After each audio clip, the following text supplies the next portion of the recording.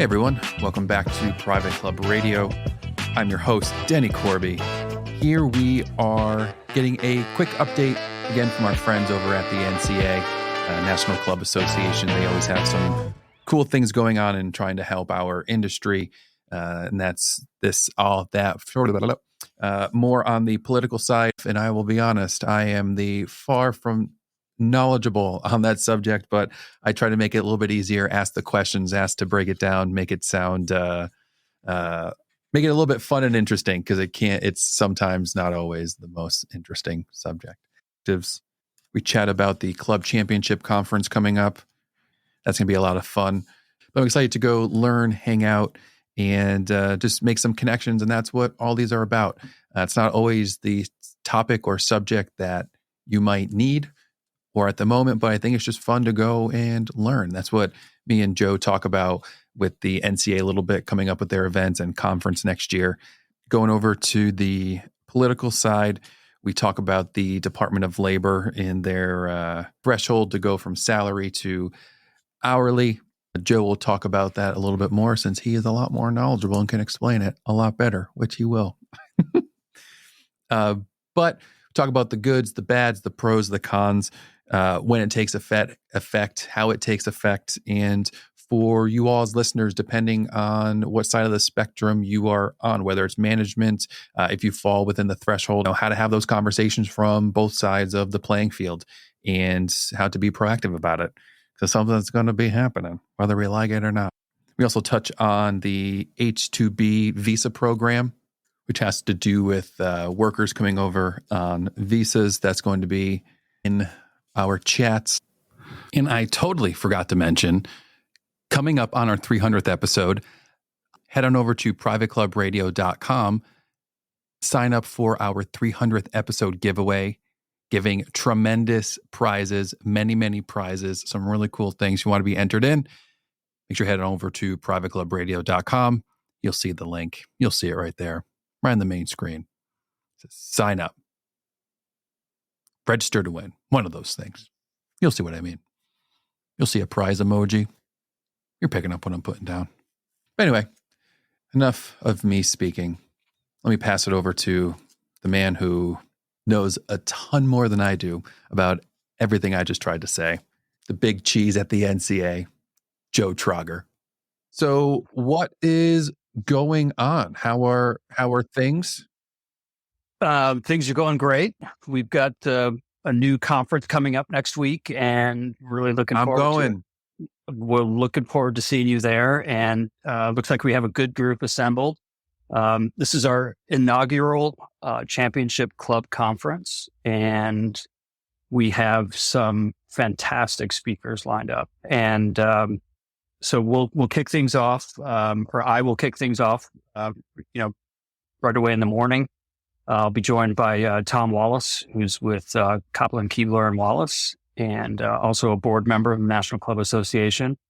And we'll just kind of set the tone, what our goals are for the conference. And then we'll kick things off with some good discussions from Colin Burns, who's the former general manager at Winged Foot up in New York. And also we'll have Kevin Bozada, who's the director of club operations at Augusta National Golf Club, and Robbie Zalznek, who is former player services person with the U.S. Golf Association, USGA. And we'll cap things off in the day with Jeffrey Kriefel, who's the general manager of Congressional Country Club. So a fantastic lineup of speakers. And we're just going to talk about all those things that go into putting together a golf tournament at an elite level. So anything from, a state amateur championship to the Masters, or the US Open or PGA or a PGA event or an LPGA event.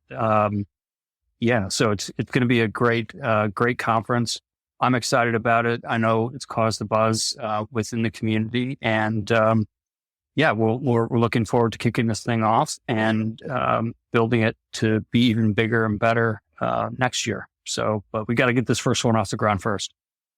I was going to say, man, high expectations for next year when this year's not even done. This is great. Yeah, that's what I go ahead. Go ahead. No, I agree. I mean, we're excited about it, and having speakers like that at our first event is a high bar to match. But we're looking forward to trying to do that and make it even better for the next go around. So, but we need to get through this one first, and I'm excited about what we're going to learn. No, it's really I really enjoy niched down, more intimate events, and that's what this seems to be, because it was only limited to 100 people, or was it 50? Yeah, 150. What was it? We originally limited the attendance. Yeah, but it looks like we'll have about 25 or 30 people there. Amazing. So it's a good group, and it should facilitate some good conversations and talking about challenges and how to resolve them and ideas. So we're looking forward to the conversation. Well, and what I think is interesting too is, even if I think the perks of going, and this is me, just like, I'm not even selling it. It's just from like the point of view of just, it's not about, it's about learning about that specific thing. But I think the fun part is, if you can go and, like, let's just say you're not interested in doing, anything closer remote to that. But if you go and you just learn, like, oh, that's how this large thing handles this specific problem, whether it's food and beverage, whatever, they can take that back and go, oh, well, if they can solve it like that with this large of a thing, I can easily probably incorporate that into my, small thing. So I think it's just, seeing and relating, and like I said, how small and intimate, just having, those conversations, and I'm sure it might turn into, fireside chats a little bit. So I'm super excited. Yeah.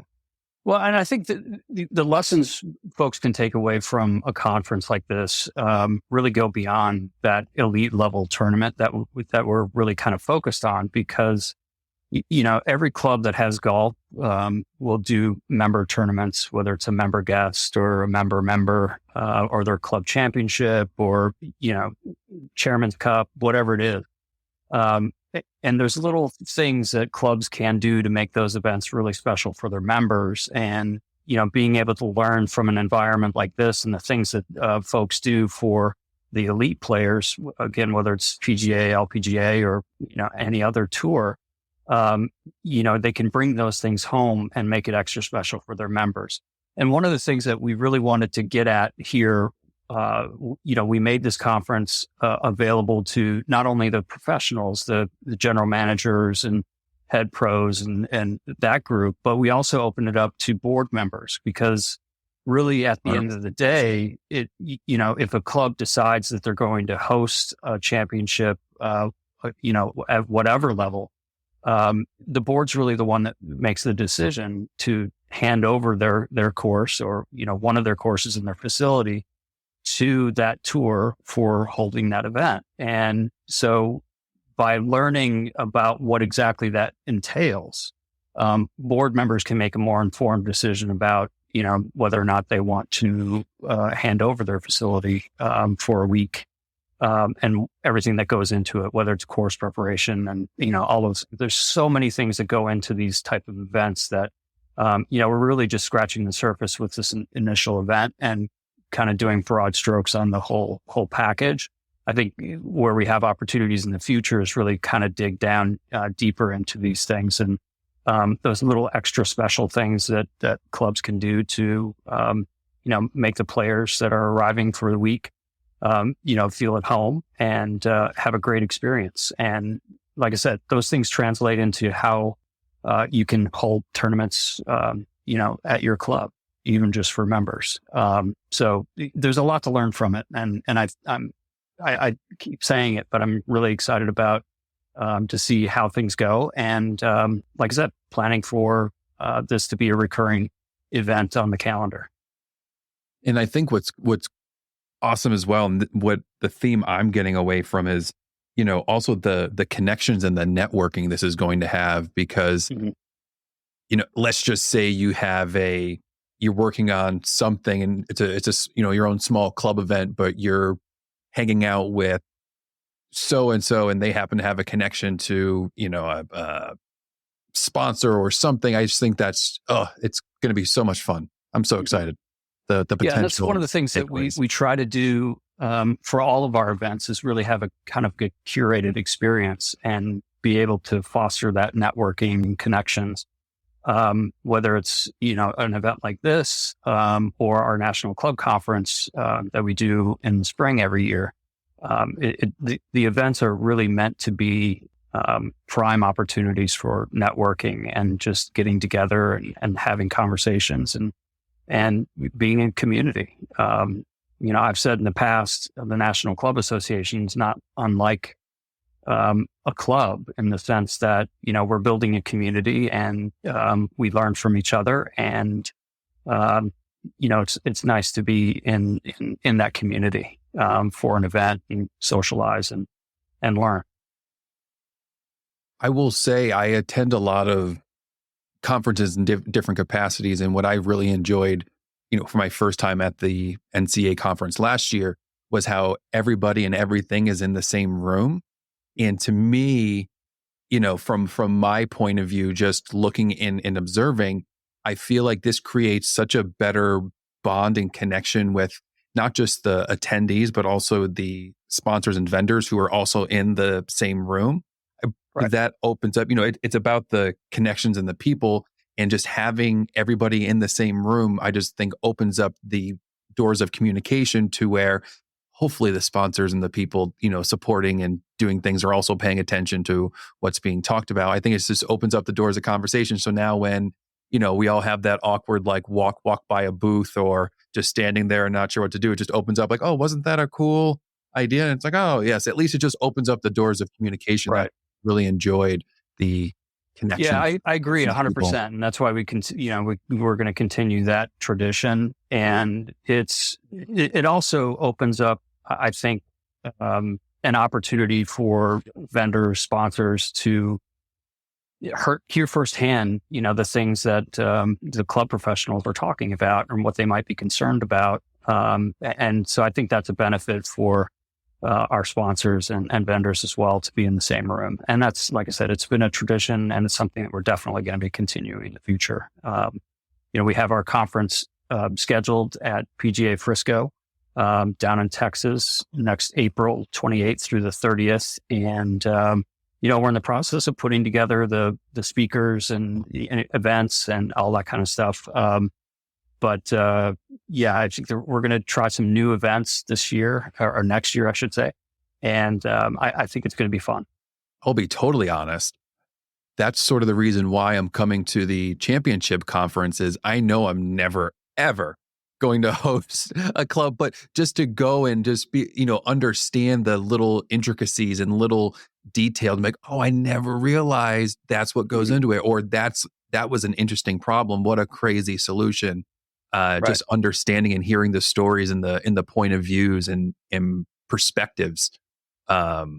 Absolutely. And it's just fascinating. I've been in the boardroom at my club, served as a board member for 8 years, president for 2. And almost every year there would be a request from the Virginia State Golf Association or some other organization that wanted to host an event or a qualifier or something like that. And a lot of times I think board members go into it not knowing exactly what that entails for the club in terms of the staff and the management.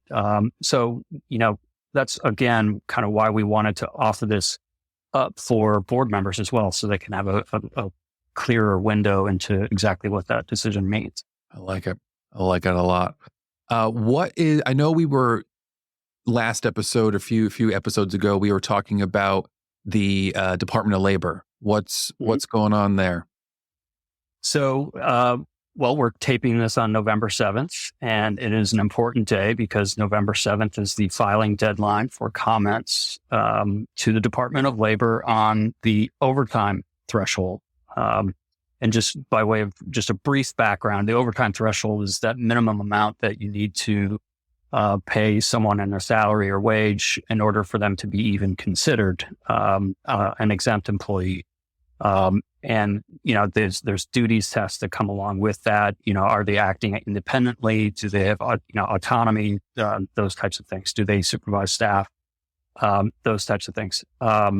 So the last time it was updated was 2019, and it went up to $35,568.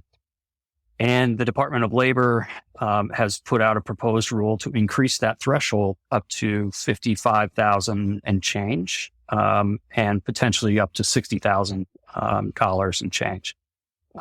So we actually filed our comments yesterday with the Department of Labor, and we urged them to withdraw it because it's our view that it's going to have a negative impact on not only employers and clubs, but also employees who might be on that bubble where they're considered exempt now, and they have a lot more autonomy. They have opportunities for, continuing education, certification, those types of things, where if they become an hourly employee and non-exempt, it becomes much more difficult and frankly, much more expensive for clubs to invest in those key, really crucial continuing education and certification programs.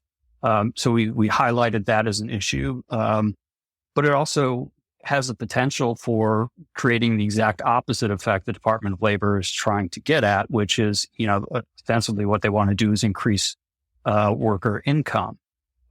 Where if you have an employee who's on the bubble, but say the golf professional who earns commissions on lessons that he or she provides, if their salary is, let's say, for a median club professional, assistant club professional would be, say, $40,000 base salary.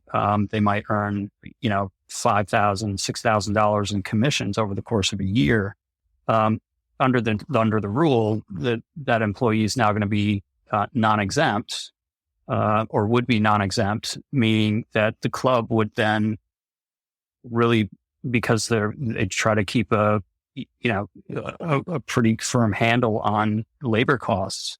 The club now is going to be incented to limit that person's hours to avoid paying overtime. What that does in turn is it limits the number of hours that individual is able to schedule lessons. And during the seasonality and what weather dependency of whether it's golf or rackets, those types of things, that can diminish their earning capacity because it just limits the number of hours that they're available to give lessons and earn those commissions. So, there's some concerns about that, and we made those clear. One other aspect that we raised in our comments was that the Department of Labor wanted to move to a automatic update every 3 years. So every 3 years, they would presumably increase the minimum threshold for overtime exemption. And really, basically what we said to them was that, it's our beliefs that that's outside of the law. They're not authorized to do that under the Fair Labor Standards Act. And they should not do that. And so hopefully, cooler heads will prevail and wisdom reigns, and they'll pull that back. But, there's really no organic, authority for them to do that in the statute. So again, we're hoping that they'll pull that back. But at the end of the day, there's also some concerns about whether or not they're going beyond their authority to increase the overtime threshold as much as they are, as fast as they are. There was a court case, federal court back in 2016 that ruled under the Obama administration that they wanted to increase it up to 47,000. But what the court said is by increasing it so much up to a high level, effectively what they're doing is getting rid of the duties test, which is beyond the confines of the Fair Labor Standards Act. So there's a lot of different moving pieces in here. There's litigation that I'm sure will be involved in once this is finalized. But we made it clear that we opposed the rule as it was proposed and urged them to withdraw it. When would this take effect? So Right now, they're in the comment period, which closes today. So what they'll do, the agency will take all of those comments. I forget how many there were filed. There were in the thousands that were filed comments. So what they have to do under the Administrative Procedure Act is they have to review those comments, respond to those comments, and then, finalize the rule. And then there's a process they go through there. They go through the OMB or the White House to have them review the final rule. And then it's published. So should be done by Friday. Yeah. I'm sure they'd love to get it done that quickly, but there are steps that they have to go through that take some time. And so I think it's just it's tough to say when the final rule would be out, but I'm pegging right around February or March for a final rule, just given some of the things that they need to do to get to that point. And there's a little bit of pressure on the administration to get it out sooner because of what's known as the Congressional Review Act. And that is a process that Congress can review any rule. And it becomes particularly precarious for an administration as it nears the end of its term, because we have an election coming up in 2024. And if the administration does not win re-election and the Congress is of the opposite party, it makes it much easier for them to pass a Congressional Review Act, meaning they would essentially strip all of the regulations or certain regulations out and rescind them. So there's a little bit of the calendar coming into play here. And I'm simplifying the process for obvious reasons, but because it's never that easy. But there's a lot of different things happening and a lot of things that they're trying to avoid. And I think that's something we're going to see not only within the Department of Labor, but something we're going to see across the administration to get these rules done around that February, March timeframe, get them finalized. So either a CMAA conference will be a total party in Vegas or not. No, I'm kidding. Are there any, it seems like there's a lot of, this is not a good thing. Are there any, or are there any good things? Are there any pros to this?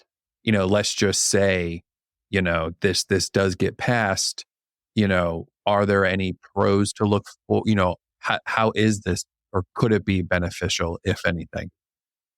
Well, it depends on your perspective, I suppose. Right. The administration, the Department of Labor has said that they anticipate about 25% of, how did they say it? There was some number of individuals that would then become eligible for overtime. So, presumably there could be some individuals, some workers who do actually see an increase in their wages. That we could see some reclassifications going on, where individuals who might be just below that threshold, they get a bump, so they're above the thresholds and keep their exempt status. But at the end of the day, it's a very difficult decision because it forces the employer to either promote or demote an employee. And, you think about early in your career, you were a salaried employee, you had responsibilities. It gave you the autonomy to be able to do the things that you needed to do in order to get the job done. Whereas simply by having an income threshold that's that high, effectively you get demoted and you become an hourly employee. So now you've got to punch the clock. You got to be, watch it like a hawk for overtime because the employer doesn't want you to go into overtime because that disrupts their budgets. So, I would say from a business standpoint, there's a lot of downside to it, particularly if we get into a situation where they do actually do a 3-year update, because essentially it puts you on a merry-go-round. Every 3 years, you're going to have to reclassify employees and look at the wages, salaries, and see where they're at in relation to what the new thing is. Whereas typically it's been done on a periodic basis. So it allows some time, in between for things to settle before you actually have to go through that process again. So I think from an employer standpoint, there's more downside than potential upside. Regardless of what's happening and what's, whatever perspective you see, is there a way to prepare? So for example, from both sides, is there a way from, right, a club, maybe a little bit on that threshold, or potentially is there a way for them to prepare? Because it sounds like we have 3-4 months ish, 5. So, is there, is there anything from the, that person on the bubble perspective, and then also from a higher up management perspective, how can both sides prepare? Yeah, I think clubs, once, obviously we have an idea of, a range of where that threshold is going to be. Typically what happens when they update these thresholds is they, propose a rule with a number. This time what they did was they proposed the rule with a range. Like I said, remember it was anywhere from 55,000 to 61,000. So we don't know exactly what that number is going to be. But for preparation purposes, if I'm a club, what I'm looking at is who are my employees that are between $35,568 and that $61,000 threshold that's in the proposed rule. And what's my plan for if the rule does get finalized at that level? How am I going to classify them? Am I going to increase their salary to get above that threshold? Or am I going to effectively demote them and make them an hourly employee? So that's really those individuals that are, and as employees that are in that window are really where employers need to focus. And of course, there's a follow-on effect, because if you have somebody who's, who you want to have as an exempt employee, but they might be earning 40,000 or 45,000, and you bump them up to 60. Now you have other employees that may have been at 60 or 61, 62,000, and now they might be expecting, an increase as well, because, you get into equity situations in terms of your employees. So it's something that you really need to sit down and go through strategically and look at how it affects other employees that may not even be affected by that threshold. So it is, like I said, before, that's why we want to avoid getting on the merry-go-round every 3 years, because it's not a simple process, and it has implications that go beyond just the employees that are affected by that individual threshold. What clubs and managers need to do is, again, look at the individuals that you have in those salary ranges between 35,000 and 61,000, and where do they fit within the overall structure of the management of your club? And, look at it from, obviously, there's budgetary implications, there's, managerial implications, how do they fit within your structure? And figure out, okay, if it's 61,000, how do I want to classify that individual? And then I think what you need to do is,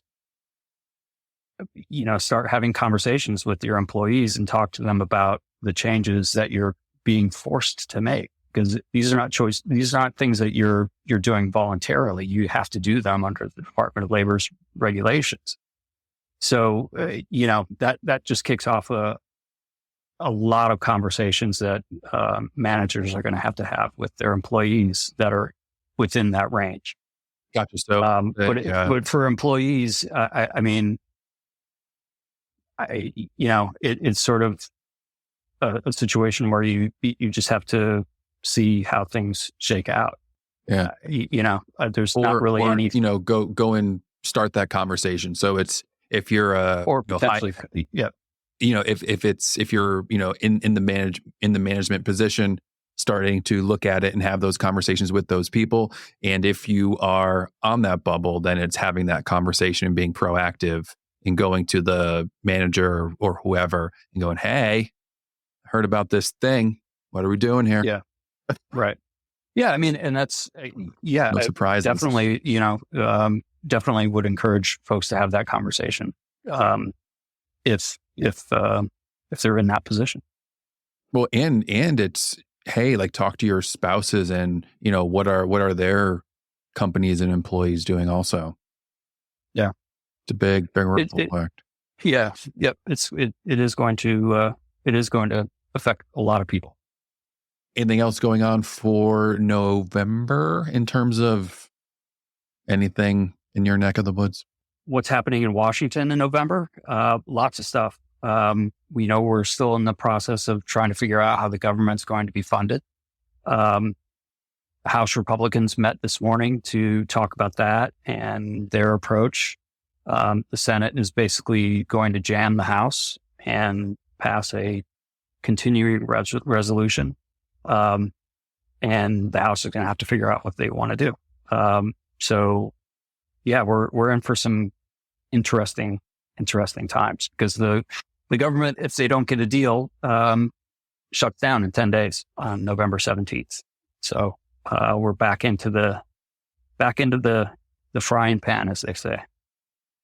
I feel like it's like we're in like an episode of Parks and Recreation. I don't know if you're a fan of that show, but like the government like shut down and it was funny. Yeah. Yep. Yeah. It seems like we jump between the frying pan and the fire. Fire gets a little hot, jump into the frying pan, jump back into the fire.